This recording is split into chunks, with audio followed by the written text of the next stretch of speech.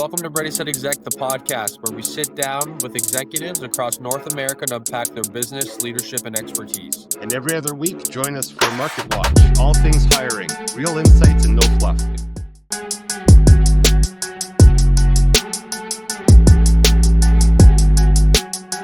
Hi, I'm here with Neil Weitzman, no-nonsense go-to-market operator and fractional CRO, who believes revenue is everything and execution is the only moat.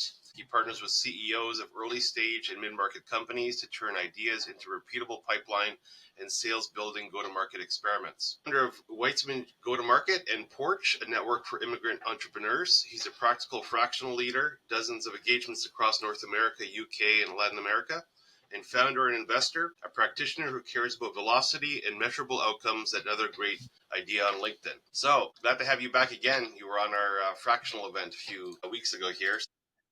Yeah. Thank you, John. It's always weird hearing someone describe yourself. It always sounds so cheesy. I mean, all those things are true, but it always sounds so cheesy. But thank you for that was ChatGPT, so it did a pretty decent job. It's funny what the internet thinks of us, right? That's what ChatGPT yeah, for sure. I'm saying. scared about that. Yeah. Maybe that's safer than what you think of me, though. So maybe I'll take it. Hey, well, we're here again, right? So that's a good deal. Us baldies have to stay together, I guess. But we were talking in our last event about fractional, building your fractional business and so on. But this is more about once you're working as a fractional, what you're doing, how you're supporting on go-to-market, and how go-to-market's been changing. Because just in the last 5 years, when I've been in executive recruitment, we've tried different go-to-market strategies. You've seen cold email delivery rates drop, responding rates go down to, you've seen Google ads. I mean, it works, doesn't work. It's been a complete disaster, I would say, on the Google ads front. People are now using ChatGPT to do their searches, so it changes the dynamic of the internet a little bit. And then, of course, the rise of socials, to the point where if you're not doing social, you're kind of dead as a business. It's insane how you now have to have influencers within your company and so on, right? So how do you approach, go-to-market in 2025? As a small business, even. Wow. Good. Big question to kick us off. Pick something. Yeah, I'm not sure I can answer that like in the time we have. I mean, I guess I'd say this, or we can chat about this. Like, I agree with you. It is obviously changing incredibly fast. I believe successful companies have always been the ones at the forefront and always testing and learning and changing. It just seems, many of us in the space feel like it's the last year or so has been maybe the fastest amount of change in a long time, maybe since the internet for us old people came about. So yeah, it's crazy out there. In terms of, all the things you've mentioned, yes, what we might now refer to as traditional sales and marketing approaches like cold email, as the obvious example, are incredibly difficult now. Everything can still work. It's how you do it. It's doing it with, quality over quantity. It's making sure you're really relevant and you resonate and you identify the problem properly and address the problem in your messaging. So it's not that all the bullshit around cold email's dead and all these other things. Like, it's all crap. All these things can work if you do them properly and with a ear to quality, but there's no doubt that they are significantly more difficult than they used to be.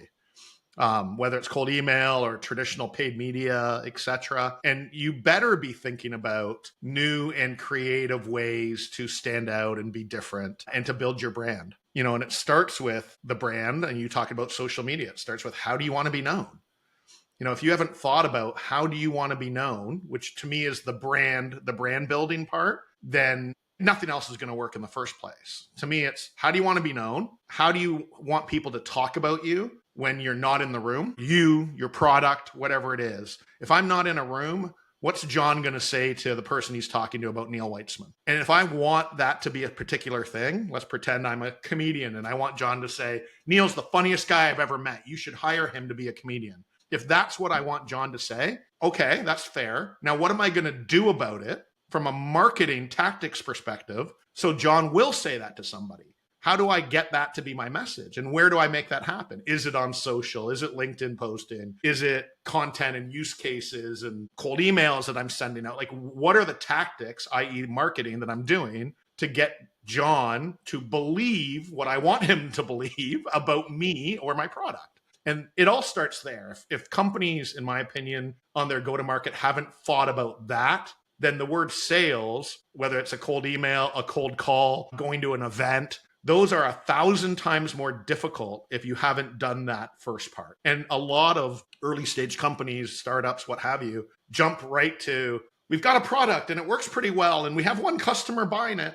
And so let's just get some people and make some cold calls and we'll be fine. And that does not work, right? You got to really put the time and effort into the brand. How do you want to be known? How do you want people to speak about you when you're not in the room? And what are the tactics, i.e. marketing, that you're doing to make that happen? And to me, that's the starting point. Maybe I'll pause there or else I'd just talk. Well, it's interesting you bring up the brand aspect because so on the marketing side, when we are recruiting marketers for businesses, the main request always is, oh, we need leads. We need leads, right? We need pipeline. We need the waterfall. We need all that. Like that is the most demand thing is demand gen people or people that have that kind of background, tactical people as well. And the brand aspect is not talked about at all. And obviously the marketers want to focus a little bit on brand as well, but it's hard to show the ROI, attribution directly to that.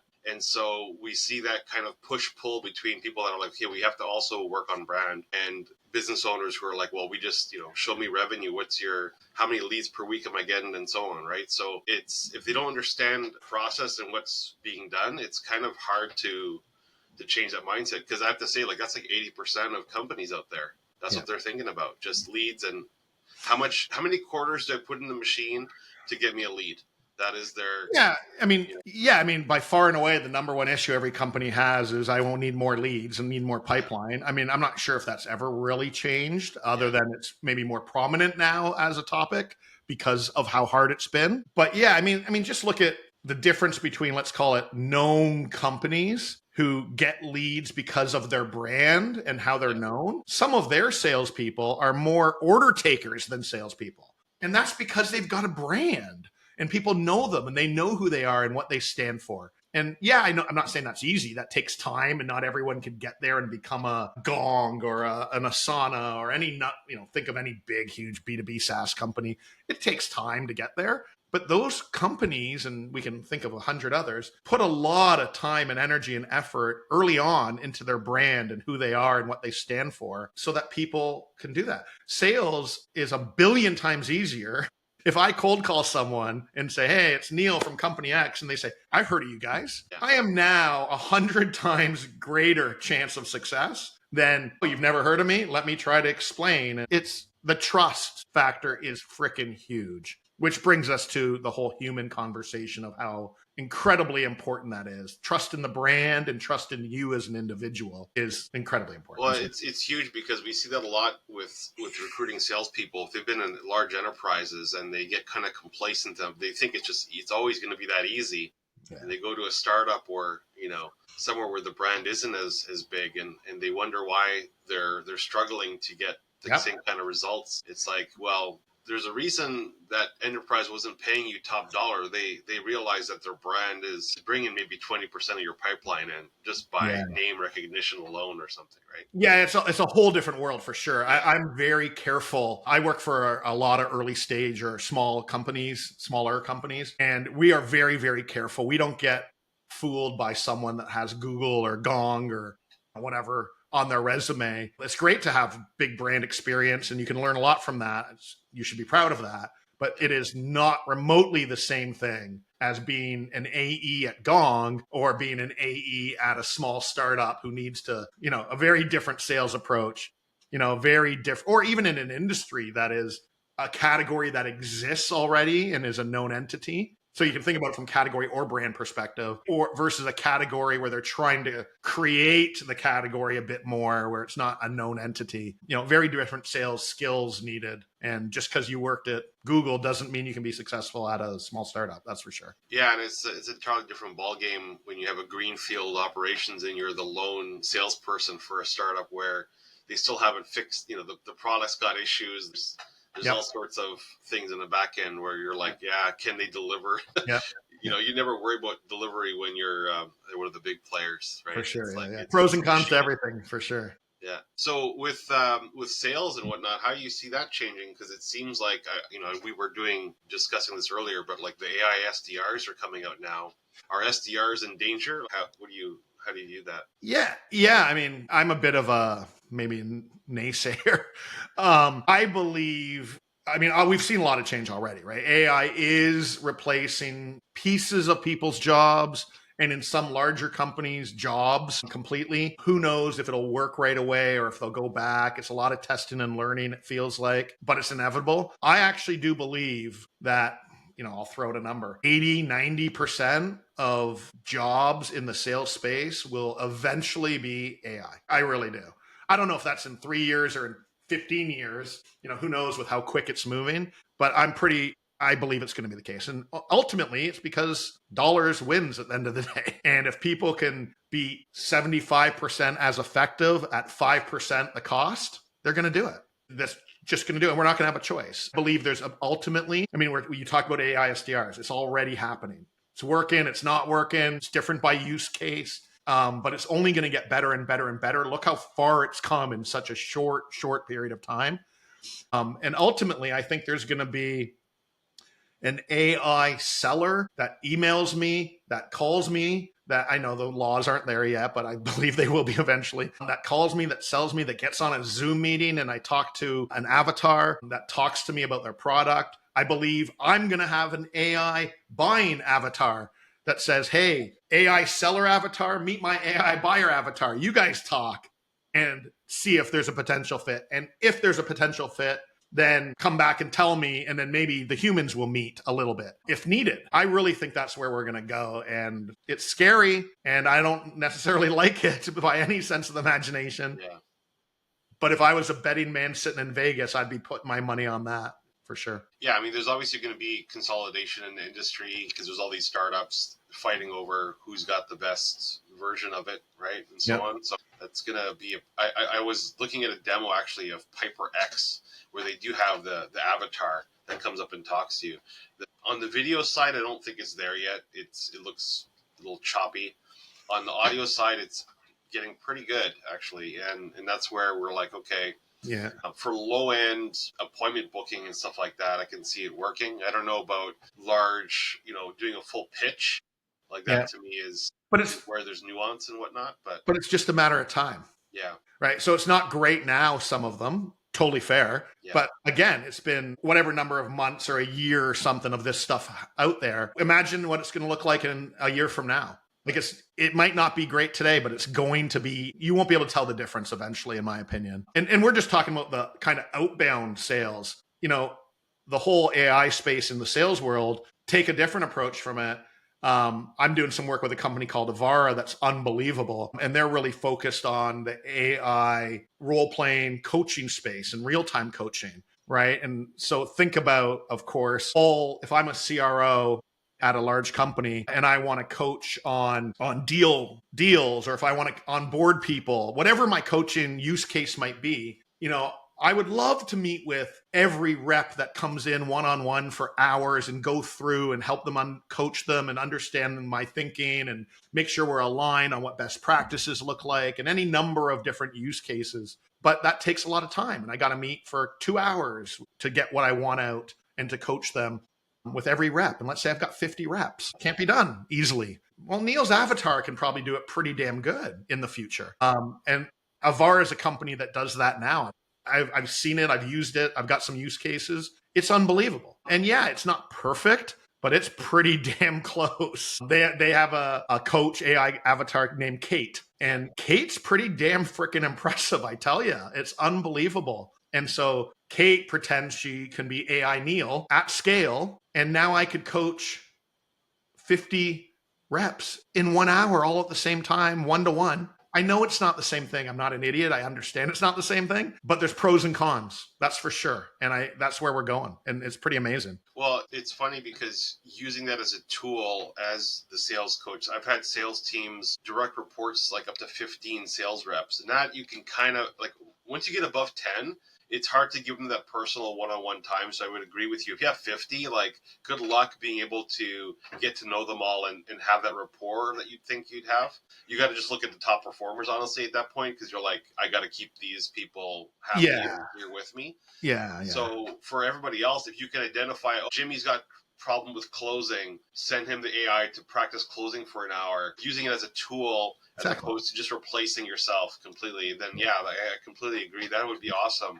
I wish I had that tool back when we're trying to coach on cold calling and there's all these people that need help.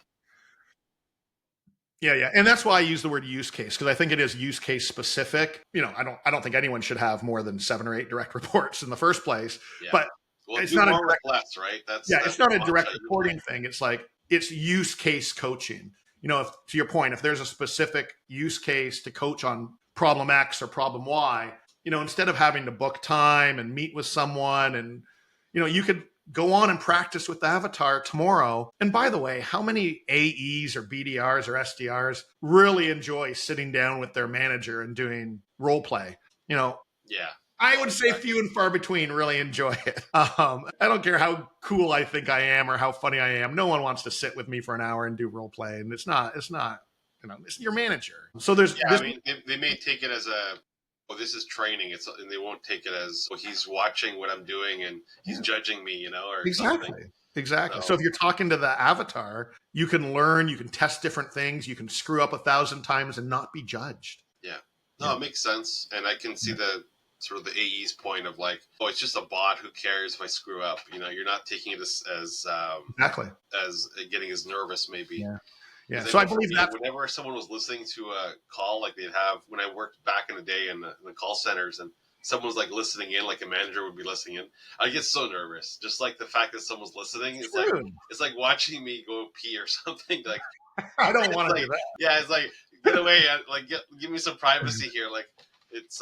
It gets you off your game. Like you're not in the zone, We're all human. Human. I mean, it doesn't matter if the boss says he's not judging you, just practice, go ahead and make mistakes. Yeah. Sure, of course. And maybe it's okay, but it's not perfect.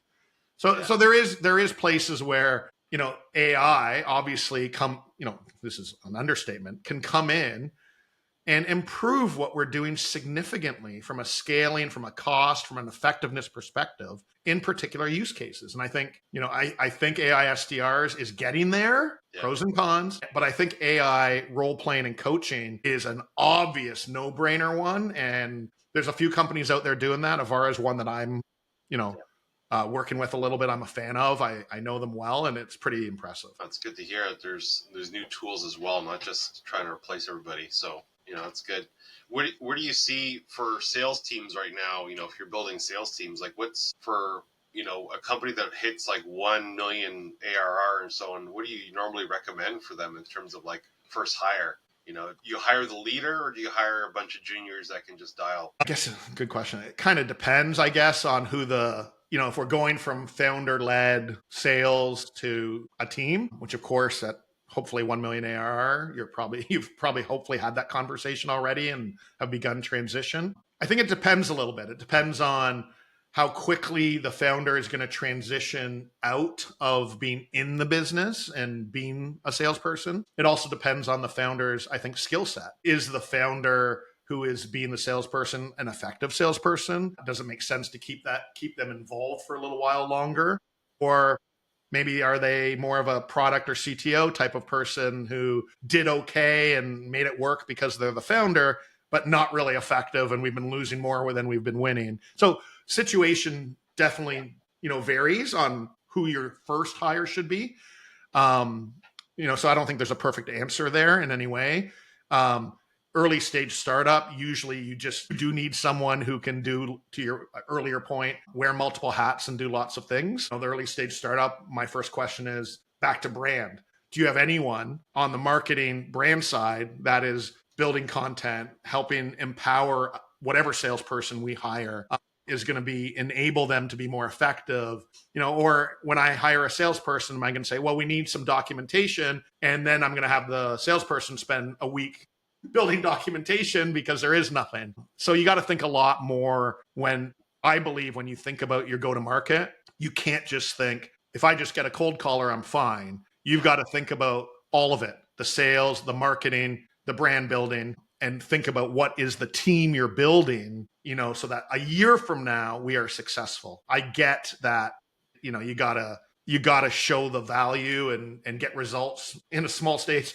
In a small startup, you cannot go 3 months without building pipeline. So when I say long term, you do got to build properly for the long term, not just, well, if we just get a cold caller, we'll be fine.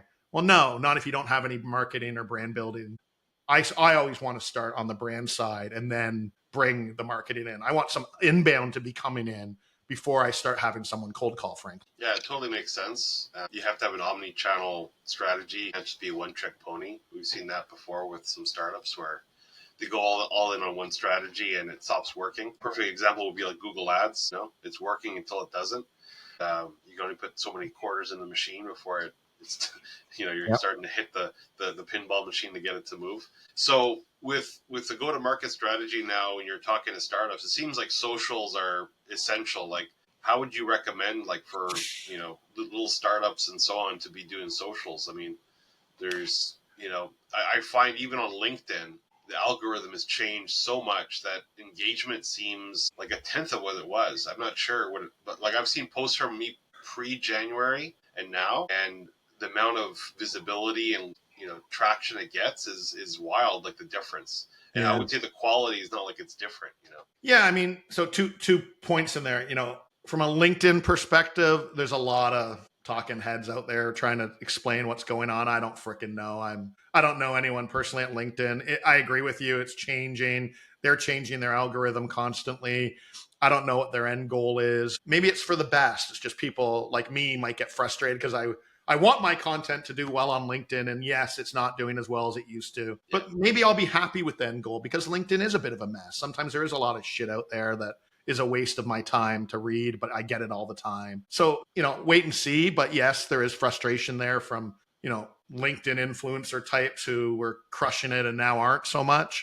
Enough about that. Maybe I don't know enough to go deep on it, but I hear you. Social overall, however, is totally important. If we think about back to the brand conversation, it's how do I get people to know who I am, what I stand for, and how do I want to be known in those rooms I'm not in? Well, you've got to think of the channels to get that out there, to get that word, that message, that brand, that logo out there so people hopefully become familiar with it and it builds trust over time. And social is one of the channels, right? There's lots of ways we can think about newsletters and emails and events and any number, hosting dinners. There's lots of things I can do to get my brand and get myself out there, hopefully in a very human, creative way.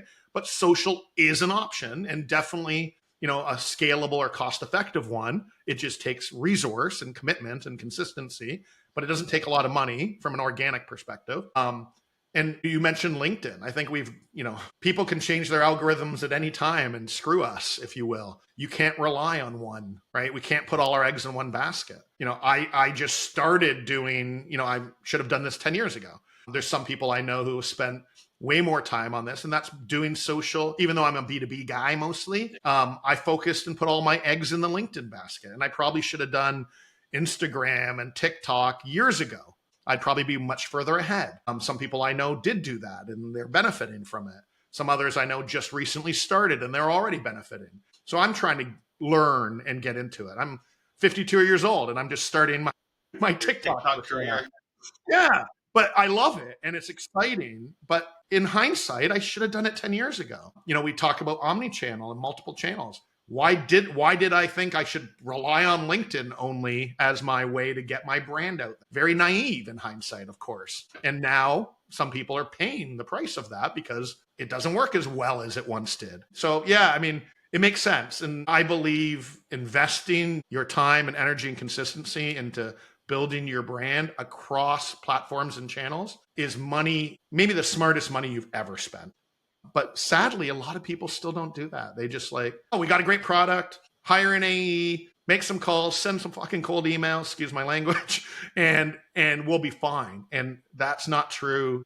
That was rarely ever true, and it's sure as hell not true anymore. Yeah, so obviously we got to go where the buyers are, and everyone's on their phones, right? So it makes sense. I've seen a lot of people now talking about Reddit as the new the new platform to be on, because just everyone seems to be there. And as far from an SEO perspective, it seems to be working pretty well to be found.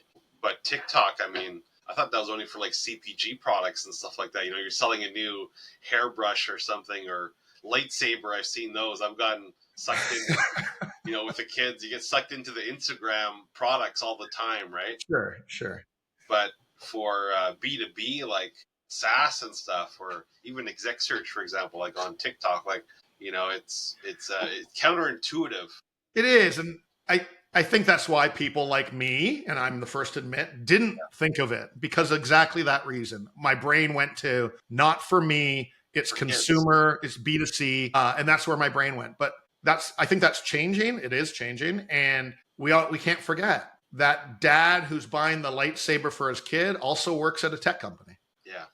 Right. And we forget that. And I'm not saying if Neil Weitzman was doing a TikTok, I'd be like, you're not doing the dances, are you? No, well, you don't want to see that. I'm not.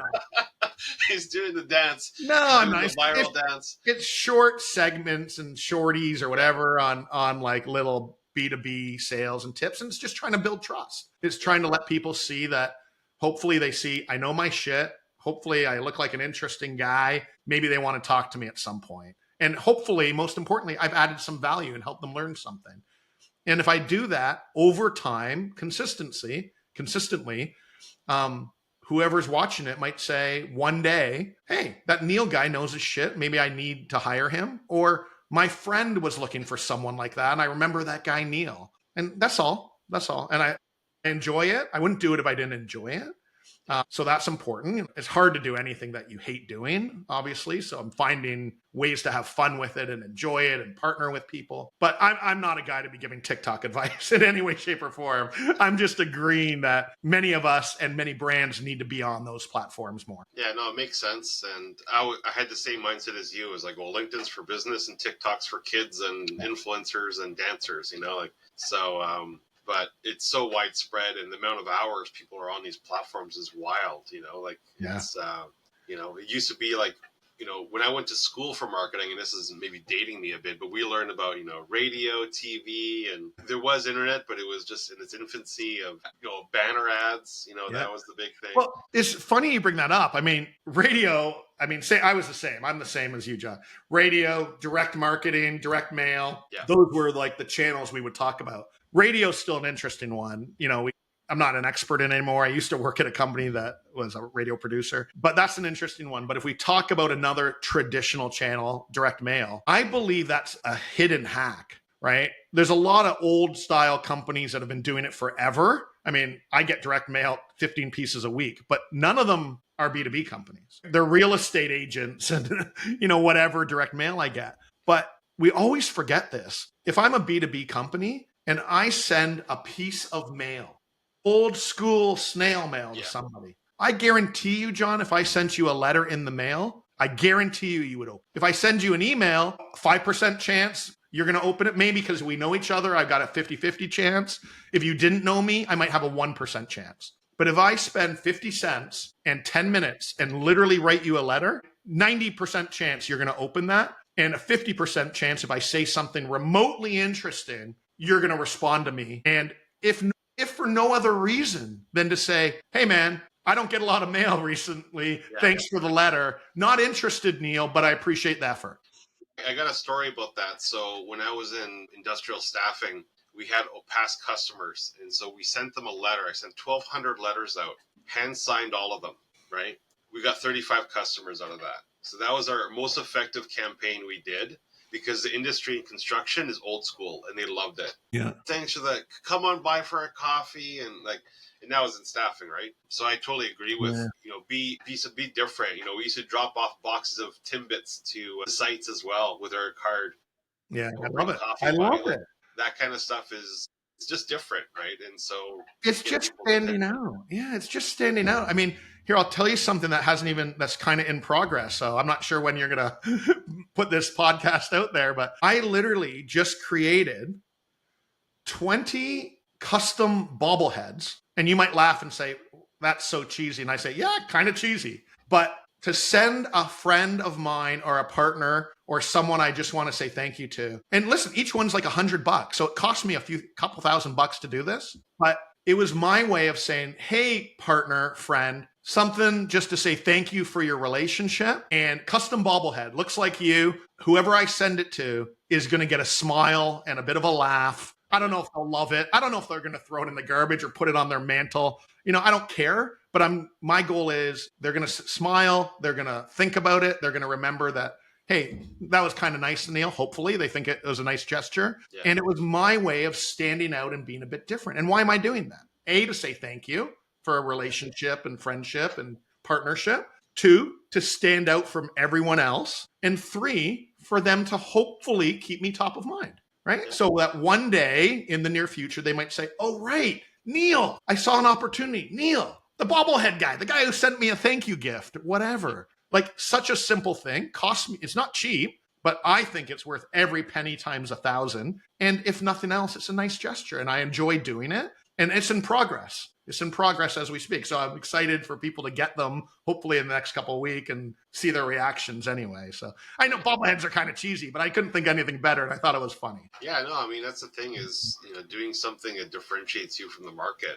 Yeah. And also I find giving first before you ask for something. That is huge. I think if you're in that mindset of doing that, like more things will come to you. It's sort of like a karma thing almost, For sure. I believe deeply in that. Yeah. No, give great. To get, be nice, be kind. I enjoy being kind.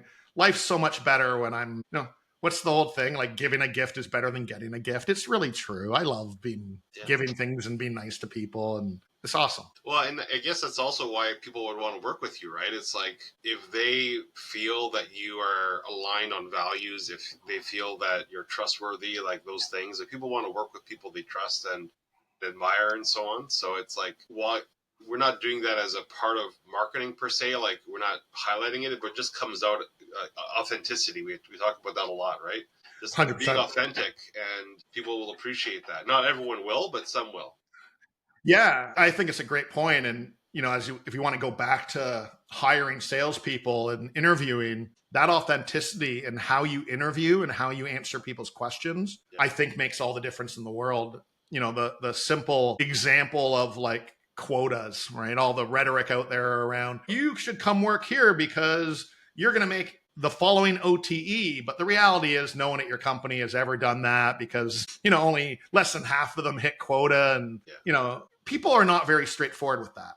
And some of them will be honest if you ask the right questions, right? So they're like hiding the answers. I'm not saying they'll lie, but if you ask them the right questions, hopefully they'll tell you the truth. But the reality is people shouldn't have to dive in and ask the right questions to get the authenticity and the reality. What I should be saying is, John, I'd love for you to come work here. Let me tell you the true story of what's going on. And I hope you appreciate the truth here. And if you don't like it, then it's probably not a fit for you. And that's okay. But if you like this, in spite of where we're pros and cons, then this could be a good fit for you. We have the following target. We have not had anyone hit that target, but let me tell you why we think it's reasonable. Let me go through what we're doing to empower you to achieve that and get your thoughts on if you think that might be achievable based on all that. And if not, there could be some adjustment in there, but I'm going to be really open book with you and open the kimono and show you everything. And if you like what you hear, then great. That might be a good fit for us to continue forward. If it scares you or you don't like it or you have issues with it, we can talk about it. But it's also our sign that that might not be a good fit. And what's wrong with that? But yet we don't do that, right? Very few people have trouble with being transparent.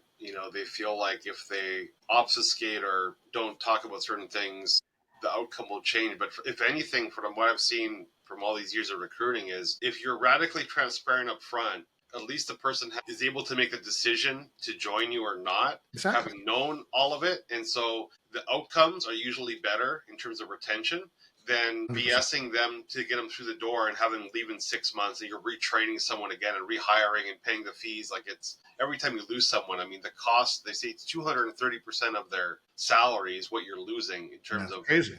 Not getting them up to speed, right? The time it takes for a rep to become productive, like a new AE or something, it takes a while, right? For sure. It's short-term thinking. Hey, I'm going to do whatever it takes to hire this person. I think they're great. So just say what you need to say to get them in the door here, and then we'll figure it out. And we've seen all the stuff on LinkedIn about, how many people are hitting quota, and every founder in the world lies about targets and makes it up. And obviously that's very dramatic and generalizing. But the reality is there's a lot of companies that aren't authentic and completely open book on what's going on. And I just think you're going to get way better people in the line from the beginning if you are. Yeah, no, for sure. And I think also if you break the trust, you can't just build it up again. I think for most people, 100%. if you do that, it's done. Just in relationships as well, right? It's like you have to be straight up with what's going on. And I think they'll appreciate it that. And they may actually be stickier to your company because of the respect that they have. I think that also is underplayed a lot with people of like goodwill. You have a bank of it. And if you build up the bank pretty well, they're going to stick through a few hard times with you as well. If like, I didn't make commissions that much this year, but my boss is great. I don't want to leave my boss. Like having a good boss, I can't understate how important that is for like hiring, Well, and think of referrals, right? Like to your point. Even if John's not a fit for my company because I was open and honest and he's not a fit, I'm willing to bet John's going to say, hey, I'm not a fit for you, Neil, but awesome. I appreciate the honesty. I appreciate how transparent you were. And I actually know someone I'm going to refer you to that might be a better fit. And John's going to say good things about me. Just because we're not a fit doesn't mean I did anything wrong, right? And so back to how do you want to be known? When you're interviewing, when you're recruiting, that's part of your freaking brand. Right. And I want to provide a very authentic, honest, trustful impression to people in my interviewing too.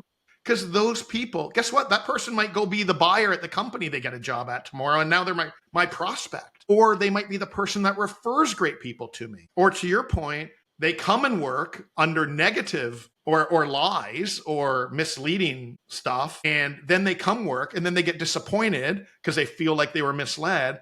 And they're not going to refer anyone to this company. They're not going to tell their friends to come work here because Neil misled me at the beginning. And clearly they might not stick around very long, but they're sure as shit not going to refer anyone either. And so it's a lose, lose, lose. Yeah, we often forget that if someone has a bad experience, they're going to go talk about it for sure with someone. 100%. If they have a positive, it's not as much, but they still will. But it might. Money, people talk and word gets around, and we're not completely anonymous as people may think, right? For sure. You wonder why you're not getting calls or AEs are not coming. It's like, well, they heard through the grapevine. And I've actually had that happen a few times recruiting some staff, and they said, I know someone that works there or had worked there, and the rep isn't so great. And they changed their mind maybe about an interview because of that, right? So It's like we have to think about our brand at all times. And it's like, not everyone's, they're just completely siloed and like just objectives. All they see is what's in front of them and not like the big picture, which unfortunately is a big problem. Well, I appreciate you coming today and having a little chat. It was pretty good. Yeah, well, I think it was pretty good too. No, thank you. I appreciate it, John. It's fun chatting with you. And last thing though, you are coming, and I'm not sure when this is going to air, but there is an event coming up that you're a pretty interesting event. You want to tell us about the Midnight to Millions? Oh gosh, yeah.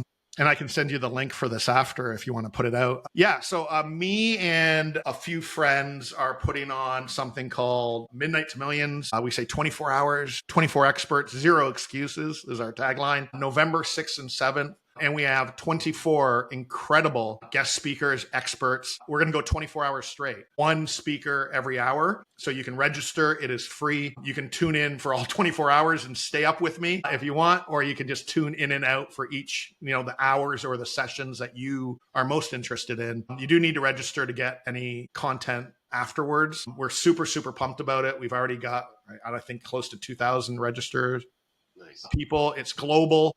Going for 24 hours. We are pumped about it. And myself and Scott Leese are the MCs or the hosts. So we'll be introducing everyone, having fun. We're going to try to stay up for the full 24 hours. Wow. And introduce 24 different people and have a little fun at the same time. So yeah, thank you for bringing that up. We'd love to see people sign up and register and join us. It's going to be awesome fun and incredibly educational with 24 amazing speakers. And I'll send you the link. And Red Bull, I'm sure.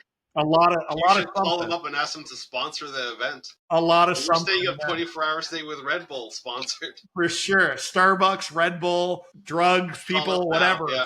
Someone sponsor us. Yeah, for sure. Wow. I'm gonna tune in at like the 23-hour mark and see how you're holding up there. But, Yeah. no, that's great. I look forward to seeing that event. Good stuff. Thank you, John. No worries.